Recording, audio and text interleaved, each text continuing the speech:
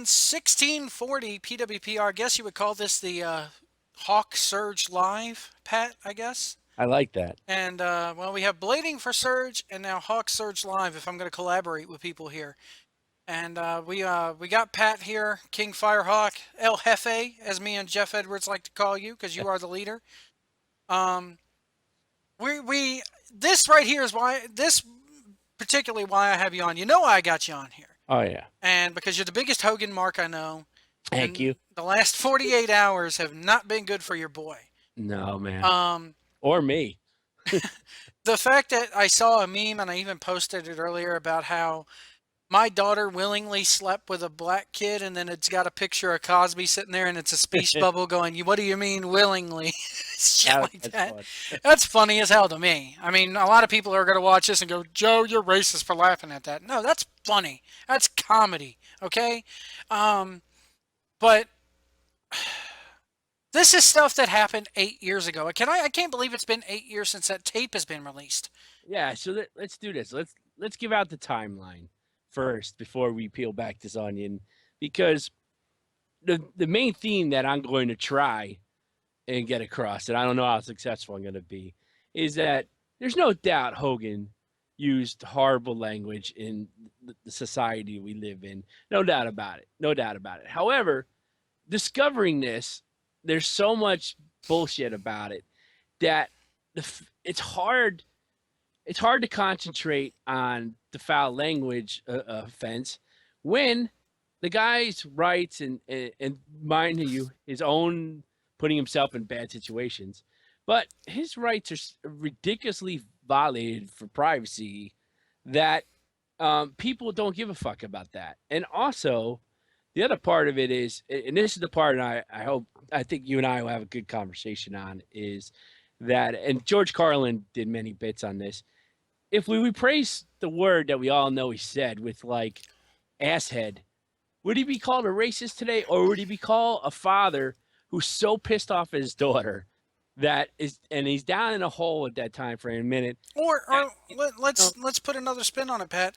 If these were white guys that Brooke was hooking up with, and he goes, "Man, I can't believe it," and I could say it. Nobody's gonna come after me for this. If he was to go, "Man, those fucking crackers, man, that she's hanging out with."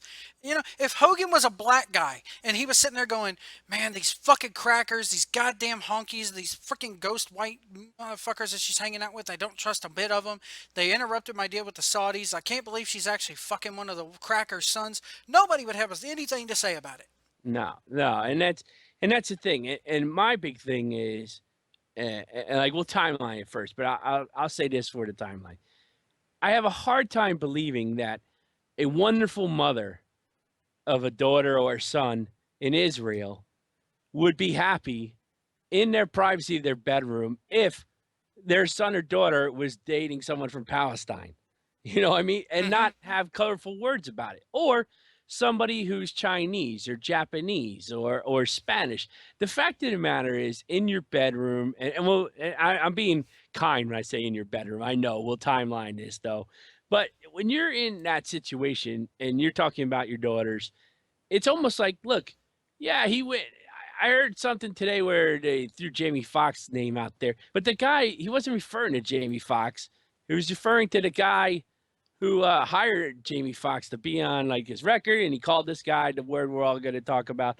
But the fact of the matter is, I know Hogan put himself in a bad spot, but we live in a world that can't wait to say, "I got you." Oh yeah. And how dare you for the people that do that? And I think that's my biggest problem. But do you want to timeline this, or I've been practicing? I could give you the timeline. I'm sure you. Well, so the basically the we all know the timeline. There's no use to get into it. I mean, so basically, what's happening as a result of this here is that 8 years ago, Hogan does this deal where he sleeps with Bubba's wife, okay, and he doesn't know it's being videotaped. First of all, that's the big thing about this, is that he doesn't know it was being videotaped. His privacy was violated, okay? He has become kind of like the Paula Dean of the wrestling world. If anybody who follows the Food Network, Paula Dean went through this exact same thing about 2 or 3 years ago, and now you can't find her anywhere on the Food Network. Okay? Is it a bit harsh? I don't care because I never liked Paula Dean anyway. I'm not a big Hogan fan, but I respect what Hogan has done for the business and the money that he's drawn. Okay, so to sit there and have him completely ostracized from, they pulled a Chris Benoit with him. Yeah, and see, that's the problem. I think if they did a proper punishment, I'll be fine with that. To try and erase Hulk Hogan from history for this infraction, it don't sit well with me. And I have a lot of friends. I hate when white guys say this, but I'm about to say, I have a lot of friends who are black. yeah, I have a lot of friends, or I have a lot of people who are completely offended by any form of racism, right? So, and acquaintances and people I like, and I'm not out to get you mad at me for saying this, but the fact of the matter is, he didn't commit a crime, and he didn't do it. And I've been saying this, and I've got into it with a cousin over this. That it just boggled my mind. In his house, let's pretend Hulk Hogan is the biggest racist in the history of the planet. Okay, Yeah, let's just say that for now. he's He is. what's the guy, Archie Bunker? There you go. He makes Archie look like nothing. Let's say when he goes out to his job, he has done nothing but bring goodwill and good feelings to millions and millions and millions of people. Now, in his private mind, if he hates those people, but he doesn't do anything to oppress, keep down. If he's at an autograph show and he only is going to a certain demographic to say hi, or when he was wrestling, if he only high five certain people and autograph for that, you got a case. But at his work world, he loved everybody equally, in the public eye, as we can say. It'd be like us if we went to work and we're in a position of any form of power or anything, overtly favoring one over the other, which that was certainly not the case in this guy's job. So when he comes back home to his house, you're the king of your castle. And I know it's easy for me because that's my hero and I'm a white guy too. And there's no such word that is bad enough to describe me because, we just, for the many things out there, the white guys had the worst bad words you could say, right? Yeah. Crack or whatever. Doesn't even register. It's so funny. But for Hogan, the people don't think about this stuff. So when you're children, you're going to say, let me throw his shirt away and all this shit. No, this guy brought nothing but pleasure to you and to the world and his job. And he did not make anyone feel small. Invading his privacy mind you, the daughter issue is huge, and we'll get into that as well. That is something that nobody can understand when you're that down on your family, and it's well documented where he was 9 years ago. Yeah. What the hell's happening? You got to give the guy some slack, man. I mean, He was going through a divorce, I think, at that time and everything. Because the video came out after the divorce. yes. So, and good for him. Hey, good for him. If the video would have came out before the divorce, oh my God, he wouldn't have had to pot to piss in or a window to throw it out of, because she would have gotten his ass on the adultery thing, and then you would have had the racism on top of that. And my big thing is this. This was known 8 years ago that he said these things. This is nothing new, guys. No. He knew this. So hired under this, and it came out in the tabloids 8 years ago. But the matter of the fact is this: you had Ferguson happen. You've had the whole deal. I live in Virginia. You've had the whole deal with the rebel flag happening and the damn stars and bars going on. I can't tell you how many damn pickup trucks I've seen here in Danville, Virginia, that have one end of the damn bed has an American flag, the other end has a rebel flag. They're flying them both. Okay?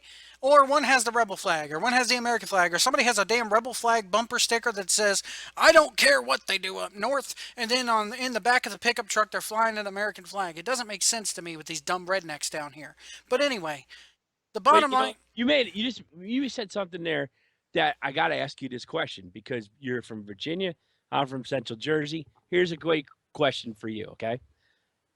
The Dukes of Hazzard rebel flag, to me, and I did a podcast on this, has been nothing. The rebel flag has represent nothing but good times and culture, being from where I'm from. Mm-hmm. I get how it's portrayed in the South and what it means and whatnot. Well, because I'll be honest, because people up north look and go, oh, there's just the southern rednecks, Right. There's a reason, and there's a reason why people on Facebook go, Joe, why do you bash the South so much? And I'm like, I don't bash where I come from. I don't bash my heritage. What I have a problem with is people that aren't willing to educate themselves and people who constantly play into that stereotype being, the redneck and all this, because they don't know how the rest of the world and the rest of this country looks at us. They don't look at us like they do people from Jersey or people from California or Colorado or, up north. They think of us, I mean, you mentioned South. Oh God, what kind of tobacco do you chew? What kind of cowboy boots do you wear? Did you make it past the second grade? The fact that I even articulate my words like this, and I'm not talking like this there, Pat, probably pisses some people off and go, dude, you can't possibly be from the South because I enunciate every word, Well, you know? it's the funny thing is, like, this is my comparison. Up in the north, to me, I would tell you the rebel flag, Confederate flag meant happy times for me because pop culture had the fabulous Freebirds in wrestling, Leonard Skinner in music, Oh and yeah. we had the Dukes of Hazzard. So where I understood the negativity of that flag, I also understood the Southern pride part of it, and I understood in pop culture it meant nothing but good things to me as a kid. Same thing with now, don't get me wrong, I'm not gonna use this as excuse for Hogan's get out of jail defense, but the N word growing up here is as strong as it is anywhere else. However, ever since this happened to Hogan, everywhere I've gone in the last 2 days, I heard that word somewhere, and you can't escape. Yeah. If you're in the shop, or if you're listening to hip hop, if you're in a store, if you're out at some kind of event like a game, even if it's as Vince McMahon is trying to And tell you I don't care if it's spelled with a A or a R at the end exactly, of it. It they're means trying to the say same thing. when they want to tell you it's a term of endearment, I go, you can't have it both ways Yeah. because it's not a term of endearment. It's a term of harassment because if someone says it back to the wrong person, you're in a lot of damn trouble. So I used to work at Wendy's back in the day, Pat, okay? When I was about maybe 22, 23 years old. This has been almost, 7, 8 years ago. And I was the only white guy that worked there pretty much, okay? So this new manager comes over and he's got like you could tell he's not from this country. He was from Africa. He had an African accent, okay? And one of the other little 17-year-old black teenagers was talking to him and goes, the manager handed him a bag of french fries and he goes, thank you, and with the A at the end of it. And the manager goes, do not call me that. And I'm standing right here because I'm sitting there going, oh shit, I'm wondering how this is going to go down. As a white guy, I've never seen a black guy sit there and go, don't call me that before. It's common language. It's hey, what's up, And yeah, it's tough. the kid goes, why can't I call you that? We're both, and I break in and I broke kayfabe kind of, and I go, here's why. And they look at me and they're like, what the fuck is he going to say about this, And I look at them and go, you would never see two white people. If me and Pat met on the street for the very first time and shook hands and, did the hug and everything like that, I'd never look at Pat and go, what's cracking, my honky? Or what's up, cracker? We would never do that. I hear you. You know, we would And never do that. you know what? You know what it is too. Like for me, I learned very young somehow, someone, this was embedded in me. And this is a good philosophy for those of you listening to have in life. And I use it for men and women. Here's my man version. It is okay, and that's why I ask again. If Hulk Hogan substituted the word for like ass clown, would they call him a racist today because he goes, those stupid ass clowns? Or would nobody be talking about this? And the point is, I feel Hogan is used racist terminology, but he wasn't overtly racist in my point of view. And I Well, the know, thing is that it's a lot different when on the tape itself and from the transcripts I've read, Pat, he calls himself a racist. yeah, I know. And He did, that's the big kicker right there. And that when you say, okay, was he using it as a racist term? Yes, because he sits there and goes, "Oh man, I'm racist to a certain extent."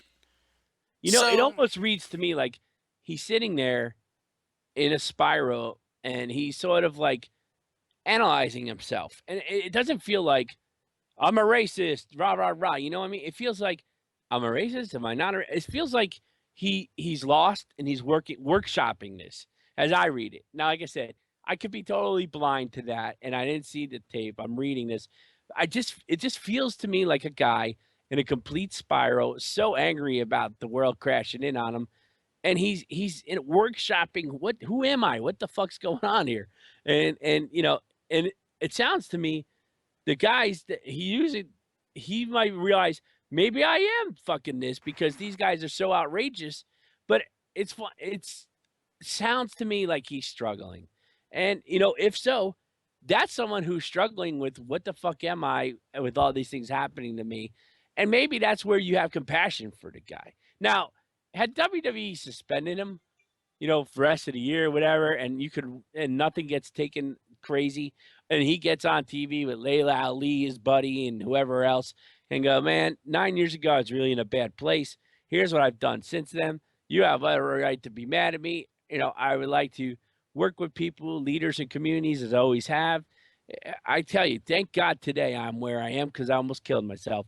I felt he could have worked around that. You know damn well if he was in his wrestling prime, it would be fixed. The problem is he probably doesn't generate enough income for Vince McMahon to wanna, really tackle this in this environment.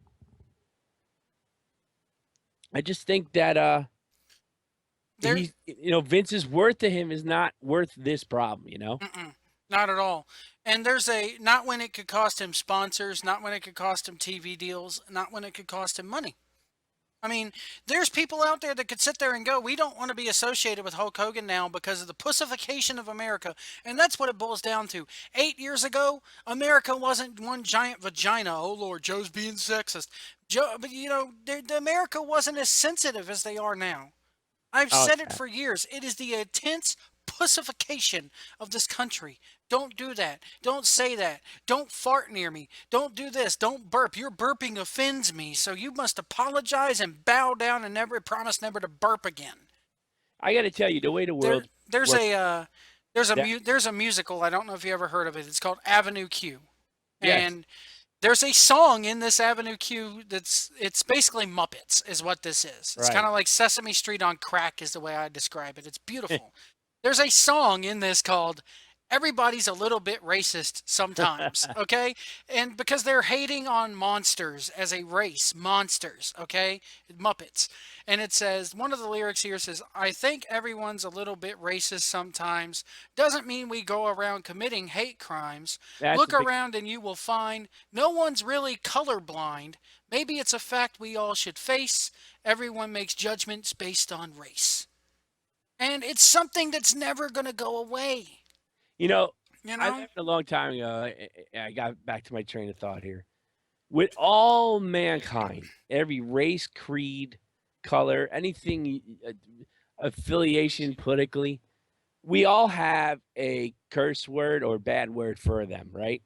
And the point is, there are assholes of every kind and from everywhere, and they're good people. That's what I've always said. No matter what you take away, no matter what Yes. flag, no matter what word you ban from the English language, there's a famous line, and it comes from a black guy, Wesley Snipes. If you look at the movie Demolition Man with Wesley Oh, Snipes, really? Sandra Bullock, and Sylvester Stallone, they go back in and the pussification of America is, and this is kind of like what we're becoming. You get fined if you curse. Yeah. You get non-educated. The only toys you're allowed to play with is non-educational toys. Being married requires or being pregnant requires a license. Stuff like that. Wesley Snipes' favorite thing. He's looking at the overlord of the world, the man who's created this society, and he goes, "Look, at the end of the day, Cocteau, you cannot take away people's right to be an asshole. And that's the Exactly. truth. You No, can't do you're that." right. And even so, you can't take our right away to consider you an asshole. The problem Yeah. now is, and the guy who can fix this will be the richest man in the history of the world. Instead of having a bad word for describing every individual race, let's just make up a word. We'll call it I don't know, dipsy do. Okay? Everybody that's a cracker now is a dipsy do. Everybody Asian who's whatever bad word, it's a dipsy do. Every black guy that you want to use a different word on, dipsy do. Because guess what? If Hulk Hogan said dipsy do, we would all be talking today about how his daughter is fucking up left and right, causing him so much money, heartache, and pain, And and that's his fault. fucking a bunch of assholes that no father wants their Yeah. daughter And the thing regardless is that it's of his fault that he's having. At the end of the day, though, to play devil's advocate, Hogan, you brung it on yourself, man. You could have looked at your daughter years ago and realized, look, you're not as good as you say you are. You're not as good as you think you are. I've tried to go and bring the wrestling fans over to you, and it's not working. I'm having to pay your mother a shit ton of alimony. I'm not sinking any more money into your damn music career. Go get your friends to help you, you know? and it goes with the, for men, women too. Like to me, the same creed I always had where, hey, it doesn't matter what you are right now, you're just an asshole. And that's how I view you. For women, it didn't matter to me what color you were. There's only one color that matters to women, and that is below and pink.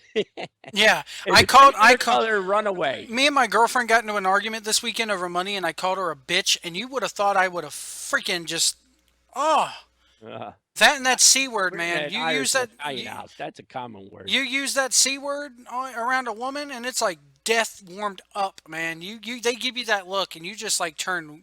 Yeah, You it's know, a you beautiful. think you're. I think I'm white. Speaking of race, try calling a woman a cunt and see if you don't get the ghost white effect over you when they give you that look. Yeah, it's almost funny to say that word too, but they just it doesn't even it's not the word, it's the fact that, "Oh, you just wanted to send me to this level of anger. Okay, Yeah, I understand you're sending me there by using that word." And that word never ends well. but I mean, the thing is with Hogan is like, okay, 8 years ago they didn't really matter, so why does it matter now? And it matters because you have. The shakedown coming. Well, yeah. Well, not only that, it said, okay, I'm wondering how these transcripts even got leaked. Mm. Because from my knowledge, Gawker and everybody else associated with this who has a copy of that tape was supposed to turn it over to the courts. Okay? This is evidence that has leaked out in a court case. These are all these transcripts, these tapes, they're all sealed. Hogan has had these things sealed. So the fact that Gawker or anybody else is leaking these is violating a judge's gag order. They should have never come out in the Inquirer. And then I've heard rumors of Gawker talk to TMZ, which then talked to the Inquirer, which then is leaking these things out. So it's like basically passing the buck, leaving a paper trail that's impossible to follow. So You know, this should have never I came think out to begin with. And it amazes me how Hogan does not have this lawsuit hook, line, and sinker because this is violating it's obstruction of justice. oh yeah, and here I took all everything you just said, I pretty much absorbed all of it, threw it in a pot, and analyzed this left and right. And my personal feeling, and this is me personal, because we know who I'm about to say is a litigious asshole. Yeah, the Bubba the Love Sponge crew is the worst thing ever to happen to Hogan for a couple of reasons. But one, I understand Bubba Love Sponge has had his own civil war with all the guys that worked for him that are now on the station he used to be on, and they got rid of him for various reasons. And I think this guy Spice Boy was the guy who quote unquote allegedly stole the tape. So I think there's a bunch of guys down there that thought one way or another they were going to really benefit money wise from doing this shit to Hogan, getting this tape out. And now that it's falling in their faces, I feel the vendetta is when they're realizing now we're definitely going to lose. We will not make money off this. We're so fucked that they are, in fact, are leaking some of this shit just to make it harder for Hogan to collect money on these guys, which is inevitably coming. And that's where I think it's sort of like a shakedown. So when it does go to court, you're tainting, the jury pool a little bit. You're getting out there that Hogan is a piece of shit, and they're trying every last effort, I believe, to not have to pay ridiculous money to Hogan. And the sad part is, the end of the day, Hogan may win a lot of money, but he's ruined on the earth, you know? So I don't know. I just think You The know, earth has already been scorched, and what Gawker's pretty much trying to do now is do everything they can and throw. And like I said, they sat there and went, okay, look, all this damn black versus white, North versus South, blah blah blah blah, American flag, rebel flag, pussification of America is happening. It's at the forefront of our newscast. We can't watch a news or pick up a newspaper or read about it or go online without reading about how, oh, the blacks hate the whites and the whites hate the blacks and this got shot up and this guy got shot up, blah blah blah blah blah blah blah. So Gawker goes, okay, let's bring up something from 8 years ago that could save our asses with this guy and keep us in business, because people don't realize if Hogan wins this lawsuit, Gawker doesn't have millions of dollars to pay this guy. They're gonna go out of business. That's all it is. They're looking to save their business. yeah, it's no doubt about it. And when you just said something that triggered a thought I was having the other day, and I'm gonna get really, really deep here, I think. For me, I was brought up a Roman Catholic, and I would call myself Ooh, very, very, very, very barely a Roman Catholic because and today I will go maybe to mass on Christmas. We're raising our kids that way in terms of I like the familiarity of the family element of the religion. I don't give a shit about anybody running the religion. So it'd be like if I went to McDonald's and made my own hamburger and said, yeah. "Everyone, get the fuck out of my way." And I know that's so wrong, but it just to me like I feel like I want my girls to be in some kind of like on Sunday we go out for family breakfast. We we go to mass and just think about nice things. And I take just their building and give them my version of the bullshit that they're gonna say. It almost seems like a waste of time that I'm starting a new religion, but I just like there's a small level of family decency that I like there, and then the rest of it, because the Catholic Church is anti everything in the world, if unless you're a white I man. don't I don't know. According to this pope, man, that's I'm an atheist, okay? But every time I see this new pope open his mouth, I'm liking it. Hey, Yeah, gay marriage is okay. Go ahead, go get yes, married. Marijuana, smoke it. You know, he's realizing this it's hard to pope is believe. awesome. You can't believe a story from last year, from anybody, let alone stories from zillions of years ago. But the point I'm making is so my kids are 5 now, and we're gonna start them through this. And I just want them. Here's and I respect you being an atheist because here's what I'm gonna get to in a minute. Only kids can believe in this bullshit like Santa Claus and the Easter Bunny and everything. Because if you didn't hear about religion until you're old, it'd be very hard to sell on anybody, right? And I always laugh, people laugh at how fucked up Scientology is, but when you break it all down, it's not as ridiculous as everything else. It's all ridiculous. It's all about having faith, and Yep. that's the message I want my kids to have is have a brain, have reality. It's okay to have faith that something else might be out there. So for 1 hour a week, think about some good things. Think about the sun. Think about beauty. Think about, just being nice to each other. That's what I'm creating, right? So, because I've come to this philosophy change for very simple reason. You learn about heaven and hell, right? And with things going on with Hogan and everything you can name in the news, and now that we have, everyone has a recorder to catch everybody doing everything on the planet, I feel that if you do believe in heaven and hell, that I'm actually in hell. That somehow I once did not make it to heaven, as crazy as it sounds, and I'm now carrying my sentence out in hell. And like Star Trek, when they put Khan on that, Yeah. godforsaken planet and they had to repopulate and start over, I feel we're all the people of hell and we've rebuilding our society, and there's still some hellish things, and then there's some of us that are kind of good people that maybe your next time around there might be something better for you. Because if this isn't hell and you die and you don't go to heaven, if there is something and you do, there's a hell. I can't imagine how hell could be much worse than this. Because and that's what comes. I know this sounds really out there, and I'm not smoking or drinking. This is me straight up. I feel that, and that's the point. If you can't be in your house where you can unlet Well, see, life, the thing is that be what Hogan you was want. not in his house. That oh yeah, you know what? That's the next point that I was going to get to. That's the problem where Hogan's was free falling because he was in an intimate bedroom with someone he was banging. However, here's what I'm saying. He felt as close to safe as he could be in that moment, as we all do in our homes or safety places, Well, I mean, right? because he trusted people. Right. And here's the thing. People want to pick apart Hogan and go, first off, why is he fucking Bubba's wife? Well, let me just say this. Why is Bubba letting him fuck his wife? That is a million ways to wonder what the fuck's up with that. But let's play on the fence through this journey, right? Let's say that there are some people in life who are good, that it's just a sexual thing. And for Bubba, let's pretend for Bubba, even though it's a lot more, that they they're falling apart or they're together based on being swingers. Okay, it's not my lifestyle, but if it's just this sexual thing, when you think about it, Sam, who gives a fuck, really? That if you guys don't care about that sanctity in marriage, which is a whole nother story and a laughter because of the amount of divorce rate. What if that was keeping your marriage together? And if you're gonna, everyone has when you're married your top three. I'll never meet this person ever in life list. Yeah. If Samantha Fox from 1985 comes walk into my house, sorry to my wife, she's on my list. Yeah.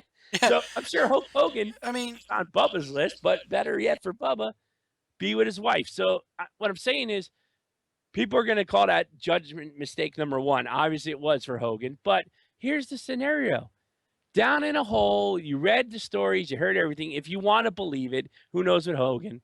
Gun to his mouth, he's thinking of killing himself. He's broke.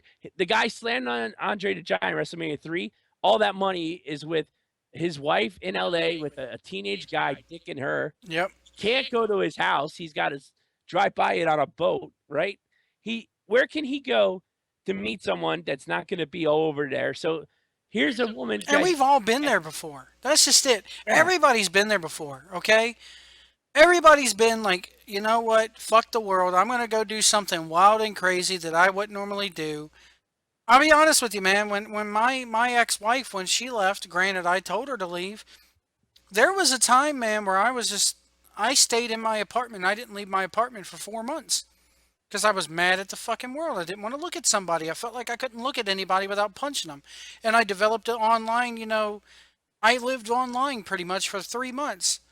Hogan chooses to deal with this in other ways, going out, getting laid, supporting his daughter, which yeah, turned out to bite him in the ass. And we all want to support our children. But if my son sat there and got into bed with what I felt like was the wrong kind of people, I'd look at him and tell him, look, don't be, if you're going to continue to hang around with these people and they're doing nothing but bad things for you, in my opinion, I'm going to cut ties to that. And I'm going to sit there and tell you how I feel.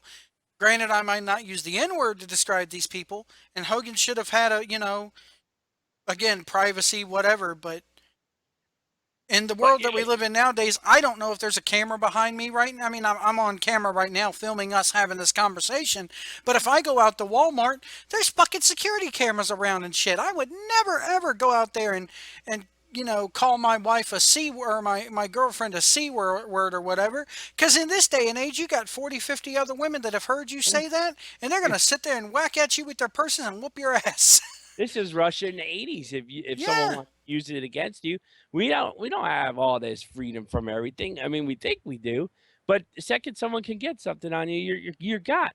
And with Hogan there, like Hogan can't go to a bar to get laid. He can't go on a website and meet somebody. So if he's at that stage and he's going to be with Bubba's wife, okay. But the other part of that is I don't know if Hogan was stoned, drunk. I didn't see the tape. I didn't know if he was crying. So Well, that was a big thing with me. He's like, "Oh, I just ate or whatever." How many beers did he have at this thing? Was he drunk at the time this I don't thing know. was made? And I'm sorry, but if you're drunk, you don't have a proper state of mind to restrain yourself. So you're going to sit there and not think before you speak, okay? And people are going to go, "Well, Joe, the fact that you even think it means that Hogan's a racist." No, it doesn't. There's Yes, plenty there's and plenty of that's black where I people could that be. see me every day in Walmart and probably look at me and go, "Look at that fat fucking honky. I hate, look at that fat fucking cracker." But they don't say it. And I get confused You know? because, like, and like maybe this is my naiveness. To me, I still firmly believe a real racist is somebody who goes out and performs or you know uh, forces his racism on somebody, right? He's out In there one way, burning crosses. He's out there wearing the white yeah. hood. Even He's if out there using oh, the N word in public. or even if it's if he like if he was a taxi driver and refuses to pick you up, right? That is racism in this environment where you're just free falling over your daughter. It's racist terms, and like I said, it sounds like to me he's figuring out what the fuck's going on with me here, and really that's it. Now, I will tell you, I I think it's the as we said, Vince's punishment, and I understand the whole scenario of why, but it doesn't fit this. If it fitted properly, I think everyone could deal with it. It'd be much under If more. they took him from his Legends deal and never mentioned his ass on TV again or never sold the merchandise or whatever, fine. But to erase him from your hall, they pretty much acted like he pulled a Chris Benoit. Yeah, that's just ridiculous. I went on the network to see. I mean, and here's the hypocrisy.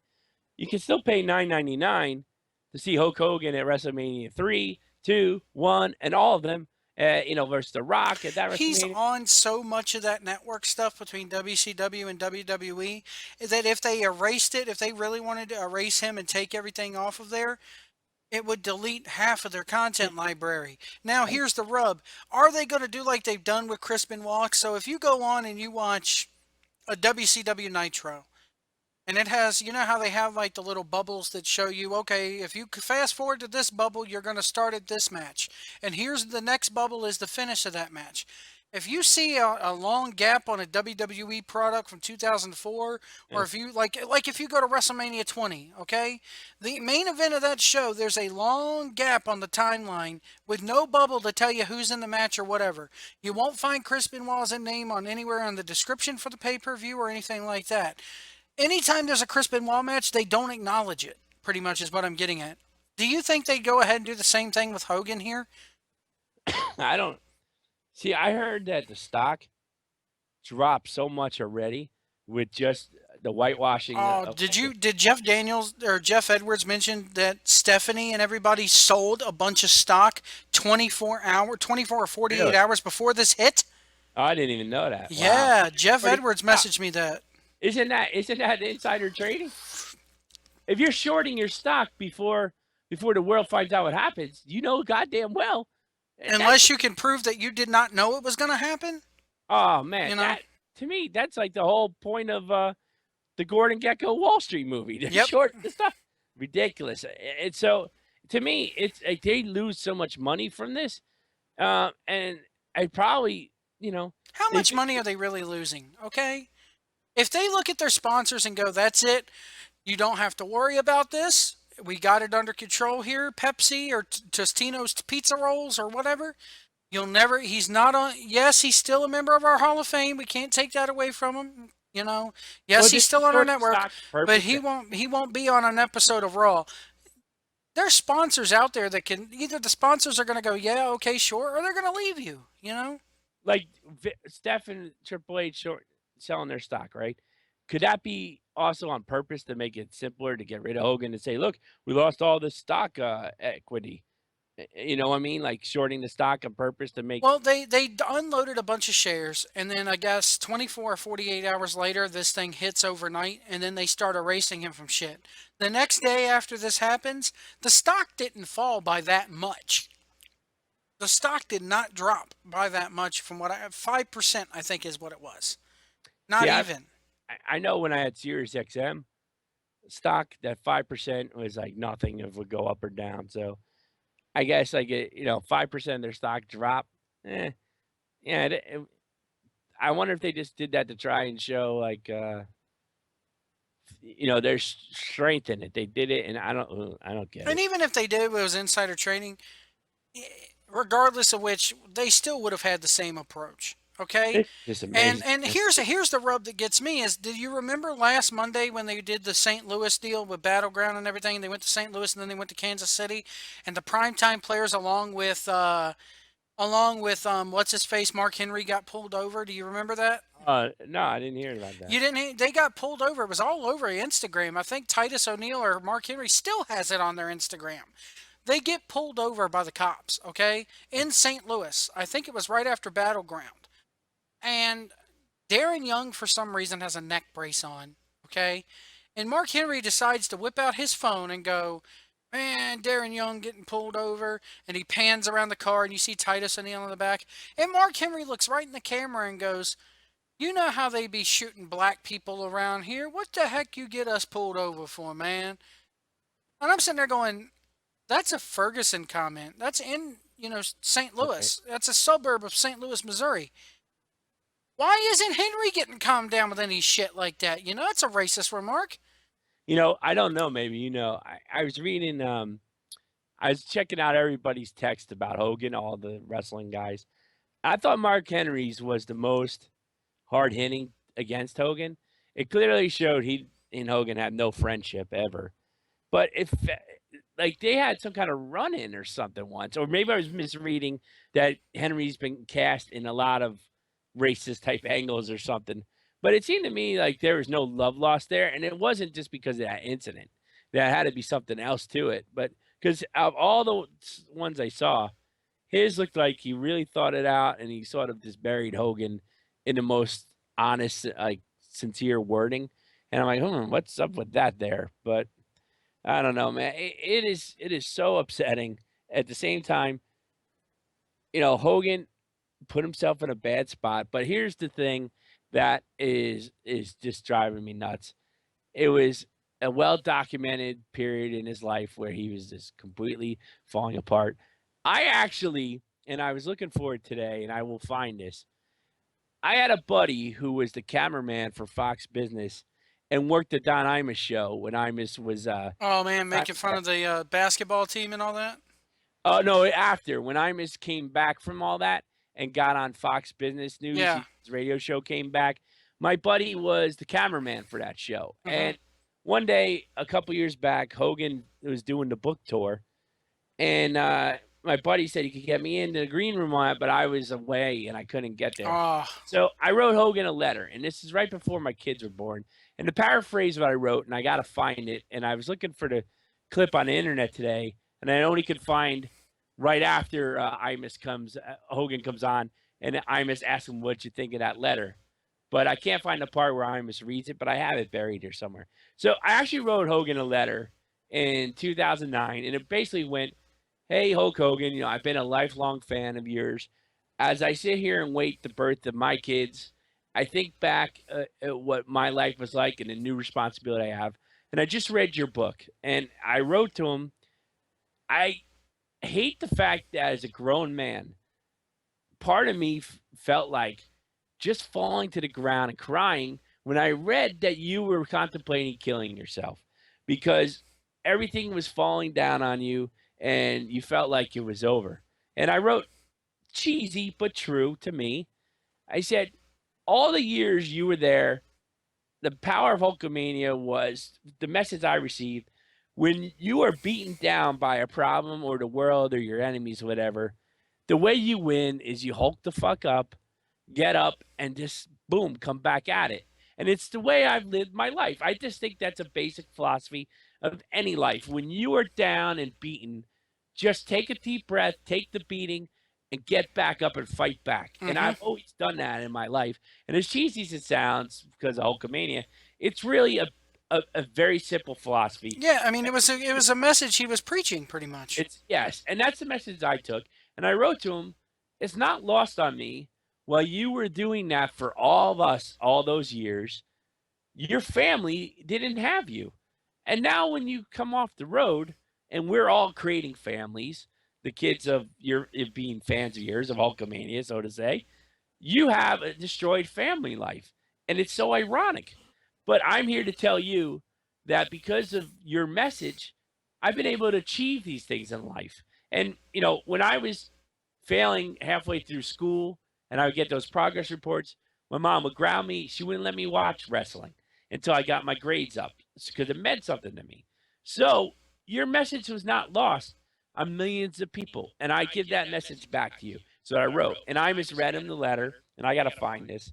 And he mentioned my name. I signed it and all that. They asked my buddy, the cameraman. He was, and I got Hogan to sign an ID badge for that day, security badge my buddy gave me. And it was cool, and it was great because it was on the radio. The guy read my letter, and it was all cool. Hogan and Jimmy Hart go, oh, we'll have to write him back. They never got in touch with me. So Of Hogan, course. I'm still pulling the horse for you, my man. You gotta get in touch with me. Well, I mean, here's the thing too. CM Punk inspired me. Okay. And I know people are going to go, well, Joe, maybe it's just a gimmick and whatever, blah, blah, blah. But to this day, I don't drink. I don't smoke. I don't do drugs. I have not had a drink in about 5 years, 6 years, okay? I've never done a drug a day in my life. And this is before CM Punk ever came along, okay? I had an alcoholic father who beat my mother pretty much, and there's documented footage of that. So that pretty much showed me never to walk down that path. They did this storyline way back when, where you remember they did the storyline with CM Punk where he was in a bar or whatever, and he was, why is he in the bar, blah, blah, blah. I forget who he was facing. I forget that, but I And remember I'm sitting here going, tried to get him to drink during. yeah, I'm sitting here going, what if this came true? What if one day CM Punk was caught with a beer in his hand and in a picture? And that good, wholesome message he's been sending people. Now, granted, half the time he was preaching the message, he was telling people, hey, I don't drink, I don't smoke, I don't do drugs. You people are going to have to wake up in the morning with fucking hangovers and pop pills just to get over those hangovers. Then you got to go to your bullshit 9-to-5 job. And then you got to come home when your nerves are shot from the 9-to-5 job. And what do? You fucking drink your sorrows away. Because, oh, that's the only way you could quote unquote relax. And I'm better than you for that because I don't have to go through that. I could train my body, I could train my mind not to do that. And while it was a heel message, there is some truth to that. Mm. So, and now that CM Punk's out of wrestling and whatever, and he's going into MMA, it makes me wonder if somebody like a CM Punk was caught at like a UFC party with a damn Milwaukee's Best in his hand or a Corona in his hand, would it have the same impact? Even if he was to go, well, I was just holding it for my wife, or I was holding it for somebody else, or let's say go one better, if the video shows him tipping it up to his lips. Do you think this would have the same impact? Do you think? I don't think WWE would never go, well, let's erase CM Punk from history or anything like that, because CM Punk's never drawn the money that, I mean, I love Punk, but he's never drawn the money that Hogan has, even though they had the opportunity to do that. That's another show. But do you think it would have that same impact? Well, you know what? It would, in terms of anyone who bought into that and who is hurt by it. And that being hurt by that impact, and if you use that to help cure your demons, then yes, it would be. It wouldn't be on a massive scale, but it would still be impactful. But the worst case part of that is there's a whole bunch of people out there trying to catch him doing it. People can't wait to take that picture. Mm-hmm. Yeah, I mean, like the whole steroid thing with Hogan. Were you crushed when you found out the whole training, saying your prayers, eating your vitamins gets you big and strong? No, it wasn't what it cracked up to be, that the fact that he had to inject a supplement or a steroid into his body to make him get that big. Were you crushed as a kid when you heard that? You want to know something? And this is the God's honest truth. You still have to say your prayers, eat your vitamins, and train. You can't take a needle and all that happens. Now, here's the thing on that. It didn't bother me because, every athlete in every sport, and I love Jimi Hendrix and the Doors, they're all on something. So be it. It wasn't Hogan didn't end that sentence by going, and I'm not on drugs. And honestly, that was the time back then. It was the 80s, man. Golly, everybody was on coke and weed, and during the 80s and 70s, man, you could get it anywhere. You could get steroids anywhere. I say, if you're going to condemn Hogan for being on steroids, don't root for your favorite football team. Because that's why I can't stand football. Can block and live life without having something. That's why I'm not a big sports guy, because I know it's there. I Well, know they're not baseball doing it is so honestly. goddamn boring now without steroids in it. I'm sorry to say, when they were banging home runs all over the place, it was fantastic. It was great. And anyone who wants to wax poetic about how Mickey Mantle wouldn't have used steroids, bullshit. He had 2 blown knees, and if you gave him a contract, he's making a lot more money. He would have put Jello in his knees if he And thought see, it would help. I could never. I know that I could never play professional sports or anywhere that involved me to take a drug test to perform. A, because look at me, I'm a fat motherfucker and I'm out of shape and would never be able to do it. But if I were in shape, because of my knees and everything, I would have to take 2 steroids to reduce the inflammation and everything. They would catch that in a drug test and be like, "Oh, well, you have an unfair advantage." Yeah, You but at the know? same time, the whole sport is on it, so it's like an equal advantage. Mhm. And at And the same time, you have people you in UFC getting busted for the same thing over and over and over again. another sport where if you're going to get smashed in the face over and over and over, I don't blame you taking whatever you want because at the end of the day, I am entertained. And if you are living to 100 or 80, it's your choice or 50.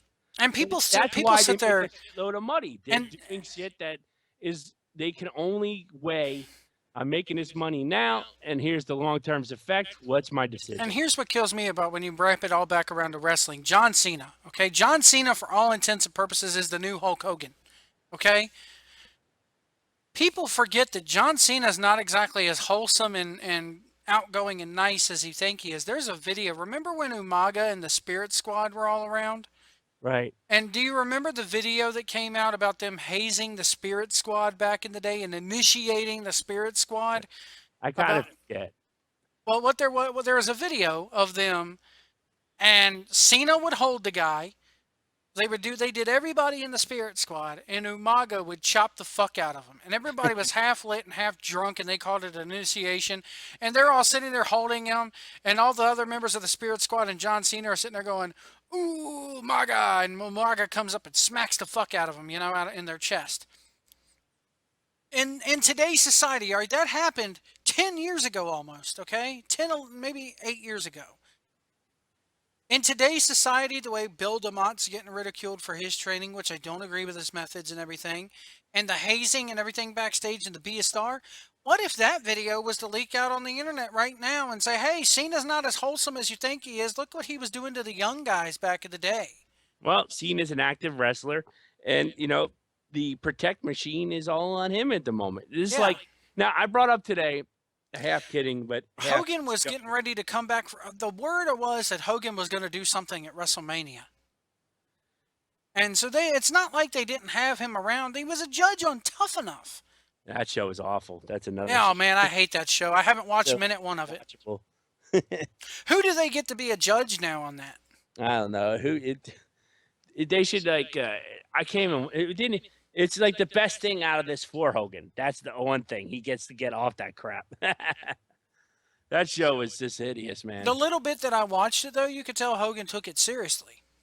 Yeah, he looked like he was into. I mean, they're all trying it. It just had no soul. That show. Well, I mean, when they're canceling American Idol and then you do a wrestling American Idol show, it's bad. Yeah, it looks awful, that show. But you know, Does Hogan come back from this? that's here's. I almost want to say he's 60 something now, right? So when he comes back, is it 10 years? Is it 5? 5 doesn't seem long enough. Here's what that. You know what? Here's how I answer that. If he gets his money from this lawsuit, then the next 3-4 years, I don't know how long this is going to be dragged out. He'll be ridiculously back on top money wise. And he'll just go enjoy his life, I think, and forget about it. Does his surf shop close? That little restaurant he's got down there? I think that's gone. I do too, because it's funny. My cousins live down there, and they call me, go, yo, you better get down here for that's gone forever. Oh my God! I was about to say they're already probably calling you. Oh my God! I hope it. I know it. I know it's going to be gone. I'm going to be so disappointed. I think I'll be back there in March. So if it's gone by March, I'm going to be so sad because it's going to get and the Hogan restaurant and all this and that. But I just think that I'm actually worried for Hogan because where I was going with that letter to Hogan, it really disturbed me if it was true that he was contemplating suicide. It really bothered me, Joe. Like it really, really ate at me. And like I just feel like if this money in this lawsuit's going to be long and dragged out, and he is non-hireable by anybody, and he's sitting there and he's already, the world is falling on That was him. going to be another thing is that if I'm TNA right now, I wouldn't touch him with a 10-foot pole because of the track record he has with TNA. But if you're somebody like a Global Force or, heaven forbid, Ring of Honor or New Japan, even, Interesting. you could bring Hogan to New Japan. No offense to anybody, I don't think you're seeing a lot of African Americans in a New Japan crowd. you Or even know, the climate there. Maybe they don't even care, you know? I It mean, could or that like I think honestly, here's what I think and what I take away from this. I think Hogan now is tarnished. It's a full-on Chris Benoit. it's He's maybe. not going to come back from it. And like you were saying on that Facebook group that we belong to today, Hogan just needs to disappear, Yeah, he hide definitely. out, say his prayers, train, eat his vitamins, pay his alimony, and zip his lips. Yeah, that's the thing. Like I've seen him. I saw him get a little snippy in a comment somewhere. I don't know if it was Oh, true. his Twitter account needs to be totally gone. Somebody needs to take away and disband his Twitter because He he's needs putting to, his foot in his his mouth every lawyer minute. needs to, somebody needs to give Hulk some good leadership here because that's the only way. He does have to disappear, and that's where I'm worried because if he finally does go disappear, the road back is too folded. A global force of Japan probably, or one of these shows, the resurrection of Hulk Hogan, where he just goes on the Mia Copa and it's on the E Network or something. But I don't think he's ever back with the WWE at this stage of the game. I don't ever see him coming back to be them this investing in that rebranding of him. I don't see it. I feel like that's done, and that's really sad. But you brought up TNA, and I'm gonna make you proud, Joe, because you got on tape right now me about to diss Dixie Carter, Uh-oh. and here's what I'm gonna say. I thought it took unmitigated balls and such stupid shit from Dixie Carter because they went out of their way to erase Hogan in TNA, and Did and I, they finally do that? they got rid of whatever merch was left. They took him down from the alumni, and they did the same thing. That they followed suit. The WWE did. My first thought was that time and effort to erase Hogan from TNA, you should have put into hoping you're not erased by the fall forever. And I thought it was like, if It anything, was funny. I went to a CWF Mid Atlantic show, and I don't know. I'm going to drop a name here, and I met the guy. I don't know if you know who Bruce Mitchell is. is that it was Bruce? Was he used to be? He's a senior column writer for PW Torch. He Okay. works for Oh Wade yeah. Keller. He's Okay. real tight with Keller. He works directly under Keller. He's pretty much Keller's right hand man. Does an audio show and everything. And I asked him. I was like, Bruce, how are you? Blah blah blah. I says, have you been to the arena where TNA's holding Bound for Glory? He goes, no, I've never been there. PWX, who I have something to say about that coming up this week on New Surge Live because they just lost Cedric Alexander. Today, out of nowhere, Cedric Alexander, who is a former champion, he may even be their champion right now, has just announced that he's never doing shows with them again. Is And that a I, Ring of Honor I contract thing? no, well, PWX is like the Ring of Honor of the South. It's based Okay. out of Charlotte. He is on Cedric Alexander is on all their shows. Okay, that's how I found out about Cedric Alexander was PWX, and for some reason he said on his Twitter today came out and goes effective immediately because of the way they're treating their talent, because of the way that they're treating the wrestlers and everything, and the way that company is run. I will no longer be on any PWX shows. And that kind of took me back. But the thing is, what I was getting back to is that I asked Bruce, I said, he goes, I heard that they're only setting up the building for 3,400 people.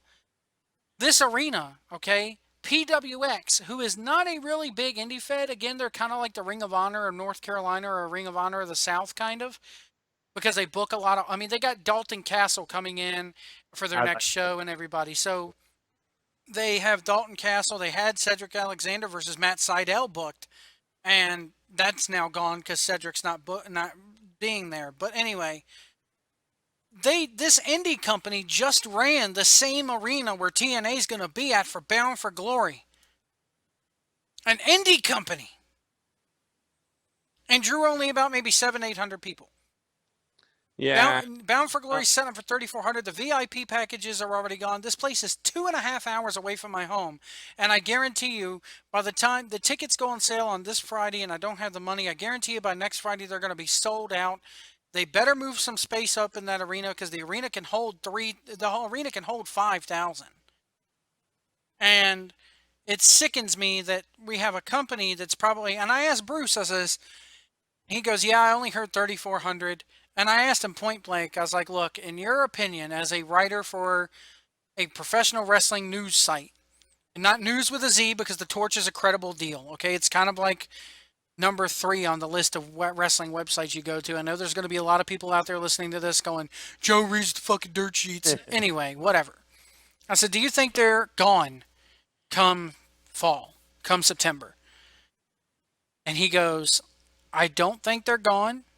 He goes, well, no, his exact words were, are they off TV? Yes. Are they out of business? No. Yeah, I agree with that. I think they got to And refine TV. But Ring of Honor, with the Ring of Honor deal, Ring of Honor only had a contract through November anyway. yeah, And and I they're think, off 8 o'clock now. Someone yeah, told me. they're off 8 o'clock now, and I think maybe TNA had something to do with that because it's like the replay was drawing more people, more viewers than the original 8 o'clock showing anyway. Yeah, I found it easier to watch them after TNA because I 8 o'clock I'm still running around. I'm more settled in by 9, so I could watch TNA. And Into so to have TNA sit there and go, we're going to erase this part of our history, we're going to act like he was never there. My whole thoughts on that thing with Hogan is Hogan should have never been there to begin with. Yeah. So, I mean, Bischoff and Hogan, that whole era should have never happened. That right there, they apexed when Samoa Joe had the belt and when you had Nigel McGuinness coming in. And that company, man, I was right behind them. And then Bischoff and Hogan came in. And it was just like they peaked, and then it was boom, right down to the pits of freaking wrestling hell. And now they're in purgatory. And we, to bring back the Catholic thing, they're in purgatory right now. And you don't we're in know. purgatory right now. We all are. Yeah, I mean, you don't know when fall gets here. Everybody now, okay, and it's not just Meltzer. It's the guys over at PW Insider. It's Bruce Mitchell. It's Dave Meltzer, Brian Alvarez, the news guys with the Z sites. Everybody is saying that company is off the air come the fall.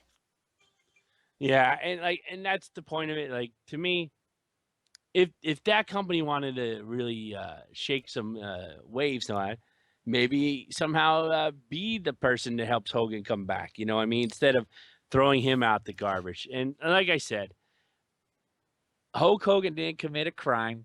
He let a lot of people down with some choice language. There's no doubt about it. However, all of you out there, it was 9 years ago. He was down in a hole, whether you want to believe it or not, had every problem you could have, financial, family, marriage, business, completely at the end. And he came back from that. And the WWE hired him back from that. And that was in the past. And now it's a shakedown to stop the damage of the money that's going to be paid out for him. And this is this helping him get fucked. All the people out there who are buying into this goddamn thing. So, Joe, I say you're right. I don't see him ever back with the WWE because he's 60 years old. I think this is a 10-year be away to only come back and be special. But repairing Hogan's image won't be a job Vince McMahon's taking at his age. And I don't think Steph and Triple H want to associate with the Hogan era. Triple H, it's all about, the Attitude Era and onward. So that's kind of like, Vince McMahon Senior's guys that Vince took care of, inherited, but it wasn't the Bruno Sammartino era anymore. It's the Hogan era. When Triple H and Steph take over, it's the Triple H, Rock, and Undertaker Yeah. as the old guard and onward. Hogan doesn't fit in there. So a Hogan repair image job to do all that, it's going to take projects and different shows, and he's going to have to go on, eventually, Dancing with the Stars and bullshit like that. But to me, my honest worry, and this will be where I end my part of it tonight, Joe, is I fear for Hogan's life because if that payout, money helps cure a lot of problems. And if this payout from Gawker and the lawsuit and the court case is long and dragged out and it's not going to come to it, and as that shit gets tougher, who knows what the hell Yeah, else is and come that's out. another thing that kills me is how much is his little lawyers getting of this percentage, and the longer it gets dragged out, the more you got to pay the lawyers, and then you got to look at if this payout does happen. Linda's going to be standing right there with her hand out, going, "I get a certain percentage of that." And Hogan, if he's smart, he'll cut her a check off of it right then and there and be like, "Look, that's it. No more fucking alimony from me. Let's Mm. take this back to court. You get a bunch of this settlement." Number two is, does Gawker even have the money to pay Hogan? I don't see. That's the other thing. I have no idea, Does and Hogan I ever wonder see a how does that work dime? if they don't. Does Hogan ever see a dime? I mean, what is he going to do? Get the owners of Gawker's tax refunds every year for the rest of his life? Okay, what's he going to do? I don't get this. I don't get it at all. Do these people who work at Gawker, do they got to play if the website does go out of business? Do they got a place with TMZ or the Inquirer because of this? Probably so, but they're Right. never going to make as much money. That website does not have the millions of dollars that he's asking A for. multi-million dollar lot. And they tried to here's the other thing. This came out too, I read today. Hogan, they tried to settle with Hogan. Yeah. I don't know how much pennies on the dollars they're offering. Let's just say it was some sort of fair settlement in a way that if Hogan took that settlement, maybe that doesn't get leaked. Maybe he doesn't lose his job. So I know Hogan's listening to these lawyers. I sure shit hope that these lawyers are confident that there's money to pay Hogan because when he didn't settle with him, all this shit started happening, right? And that's where I go back to the point where the people that are going to lose money or get arrested or go to jail, whatever, and the whole Bubba crew that's all part of this, whoever's going to go down, it's getting very close to money or people going down, and they're feeling it, and this is happening. Now, is there another wave or two? Who knows, man? Who knows what else is on there? But I will leave with this. I sit here today. I absolutely fear that that Hogan's going to that Hogan may kill himself. And I know that sounds I ridiculous. don't think he'll get that way because he's surrounded by people now. He's got Jimmy Hart glued to him and everybody like that. Does Hogan need to be put on a suicide watch? I don't know, man. Maybe for a little while. World has turned on him, and he can't go anywhere to hide to get a coffee or anything. He's a prisoner of his fame. Yeah, it's not Or like he could put a hoodie on and go down to the local Starbucks. he can't go hang out at Hogan's Beach and just chill and or not. So I actually do worry for Hulk Hogan, and at the same time, and that's the thing. I think everyone out there can all agree he had a bad Sorry, day. I hate to laugh. John Cena broke his nose tonight, and Yeah, it's oh man, it's bad. I saw it. I saw it. Ooh, his damn nose looks like a foot. Oh, oh well, good. Maybe He it'll sat maybe there it'll and hurt his helped with looks that. enough to where they stop pushing his ass. Anyway, Exactly. But can't blame that on the curb stomp. nope. But at the end of the Anyway, we're day gonna. here, I tried to defend Hogan, and the only thing I ask is this, is yes, I am intelligent enough to know Hogan, He's ruined by this. filtered himself, but he felt he was in a safe environment. I don't think he's a complete racist, but I'll give you people out there to benefit now. Let's call him the biggest racist the planet has ever known. When he steps out the front door, he's not a racist to a damn soul. So I think that's all that counts, really. And this is the last point, Joe. The ones that want to condemn him, let me put a recorder in your bedroom, Yeah, I mean, and I'll even do it for a year. And if in a year I hear nothing but wonderful things between you and your confidence, then you're free to mock Hogan all you want. And the point is, it can not only racism, uh, the way you want to discover and expose people. Hogan made it easy for them. Had Hogan said, like I said, ass clowns, would people have to? The thing with Vince McMahon saying it and them defending him by saying, "Oh, it's a character." Okay? Well, Hogan played a character on TV. The training, the saying the prayers, eating the vitamins. It's a fucking character. right. When he goes home, he's Terry Bollea. And Terry Bollea makes a lot of bad decisions, apparently. Yeah, Terry Bollea has a daughter who he just should have washed his hands of 10 years ago when it comes to shit. What's the deal with this poem? I mean, are they straight and on the Oh level my now? God, God awful. Did you hear it? Did you I, read? I read it and I'm just sitting there going, you're the reason why he's probably in this mess in the first place. Her poem is good halfway, then she runs out of rhymes, and then it just sounds off. It sounds It's awful. pretty much sitting there going, okay, he's bashing you like crazy on these tapes. Are you cool with him now? All this shit's resurfaced. All these wounds are open again. Right. But Well, anyway, we're I gonna don't end know it if she's there. still in the singing business. I don't even know. I don't even think she's still in the singing business. Thank God. Nobody. I mean, God, they tried to shove her down our throat, shove her down our throats in TNA. Honestly, nobody has anything. Nobody accomplished anything out of her being on TV, but one guy, and that's Bully Bully Ray. Ray. Congratulations, Bully Ray. Congratulations, Bully. The so-called racist's daughter made you a main event star and got you where you are right now, which is a one-shot deal in TNA, and they've already forgotten about you. Anyway, Right. folks, we're gonna end it right there. Thanks for watching and listening to this special episode of Hawk Surge Live. Pat's got to go finish building a Free dollhouse Hulk for his Hogan. kids.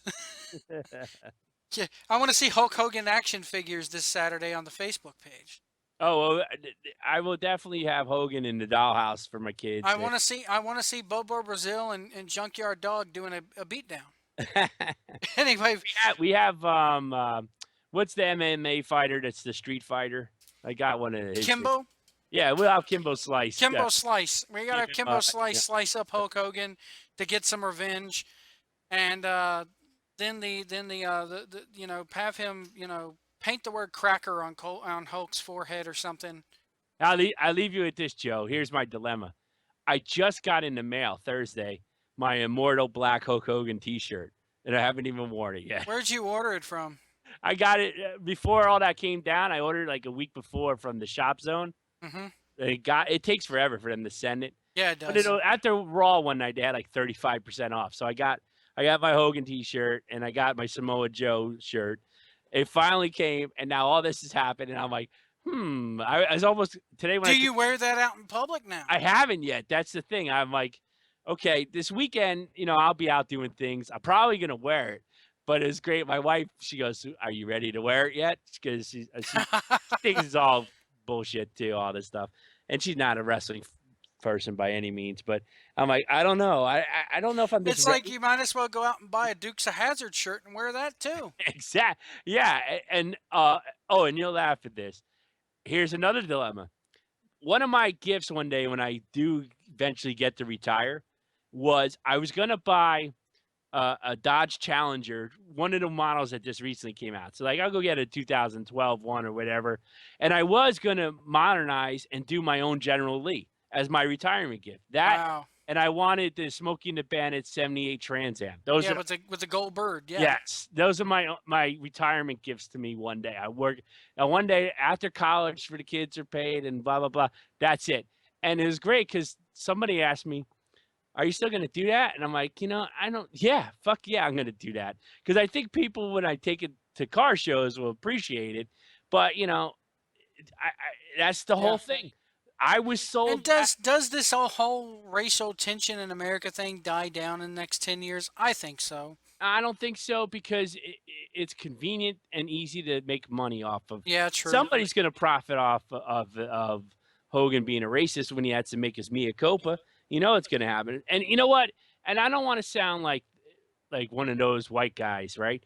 But to me, the fact that whether you agree with his politics or not, that Barack Obama is president of the United States, I would have thought we climbed the hill finally, got over it, and congratulations.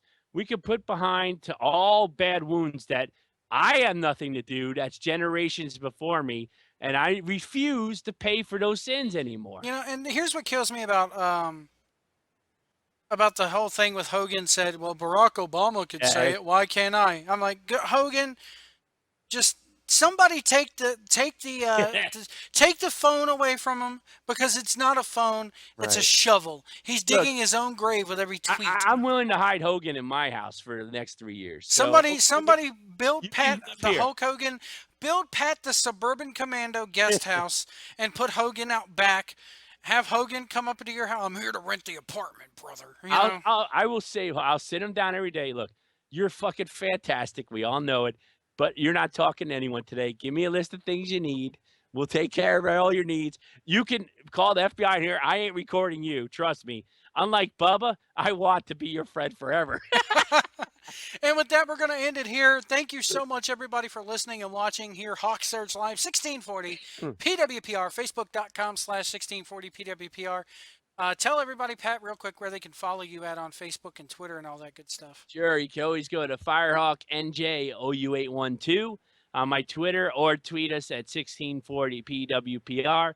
Saying things on the Facebook page, like us at Facebook.com 1640. Oh wait, Facebook.com/1640 PWPR, or you can find King Firehawk on Facebook, and I'd be more than happy to talk about Hulk Hogan with you.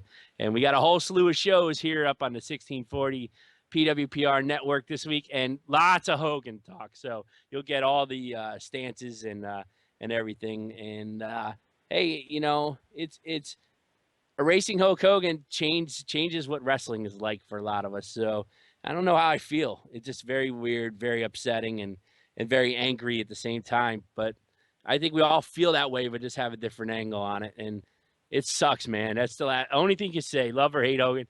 This really sucks.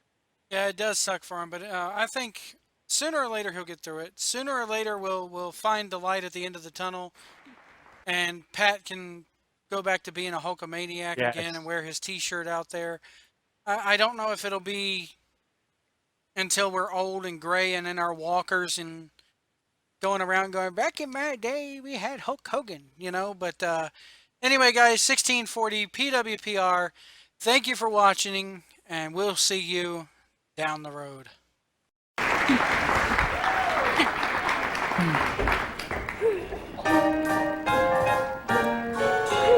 Hey, Kate Monster? Yeah? You're a monster, right? Yeah. And you know Tricky Monster, my neighbor, he's a monster. Right. So, are you two, like, related? What? Princeton? I find that racist. Oh, well, I'm sorry, I was just asking. Well, it's a touchy subject. No, not all monsters are related. You know, you should be much more careful when you're talking about the sensitive subject of race. Yeah. Well, look who's talking. What do you mean? Well, you're the one who's always complaining because your students are always cursing. Yeah, well, they get that from Ram. You're a little bit racist. Well, you're a little bit too.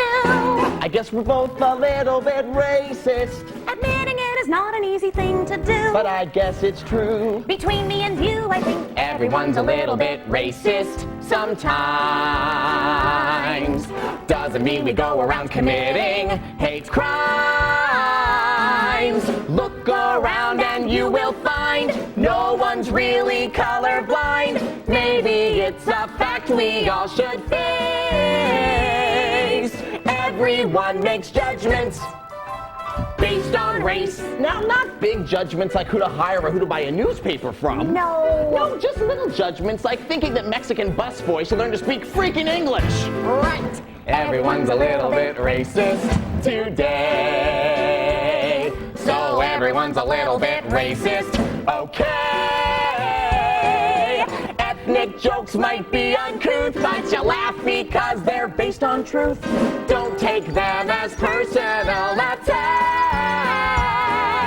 Everyone enjoys them.